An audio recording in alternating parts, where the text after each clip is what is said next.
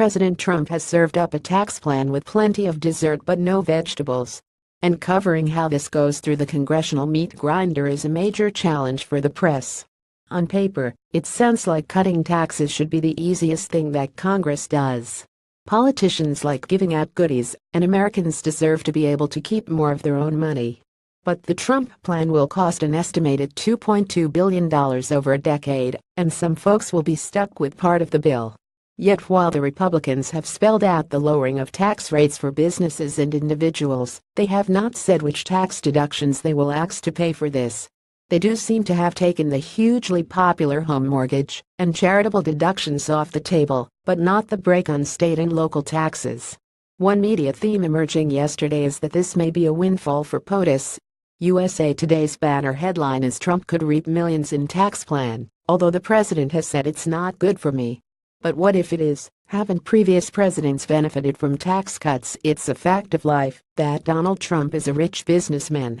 Some news organizations are laser focused on how the Trump plan will blow up the deficit, but paid little attention to the deficit exploding during the Obama years. On this score, though, there is plenty of hypocrisy.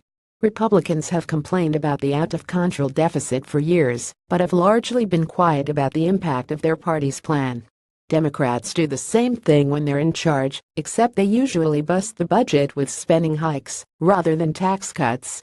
The deficit hasn't really been a voting issue since 1992, when Ross Perot pushed it to the forefront. Now it's more of an opposition party weapon, unleashed only when your side doesn't control the White House. For the GOP, the New York Times says, the deficit hawks have hardly peeped. For years, Republican lawmakers lamented the soaring national debt, pressing for spending cuts and clinging to the mantle of fiscal responsibility. But last week, Senate Republicans hammered out a deal to allow for as much as $1.5 trillion in tax cuts, betting that supercharged growth will make up for lost revenue, a potentially dubious prospect. The tax plan outlined Wednesday by the White House and Republican leaders in the House and Senate could cost more than $2 trillion over the next decade. The Washington Post says the administration's 9-page outline left many key questions unanswered, including how they plan to avoid adding trillions of dollars to the government's debt. The White House and GOP leaders negotiated for months and agreed in large part only on the taxes they want to cut.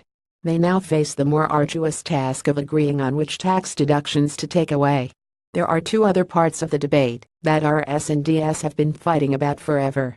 One is whether the GOP is cutting taxes for the wealthy. The president insists they won't get a net benefit, but the details are fuzzy, as is the definition of who's rich. The other is whether to use dynamic scoring. This goes back to the Reagan administration's rosy scenario, on the theory that tax cuts will unleash economic growth that limits the impact on the deficit. Chief Economic Advisor Gary Cohn went there yesterday, saying we think we can pay for the entire tax cut through growth over the cycle.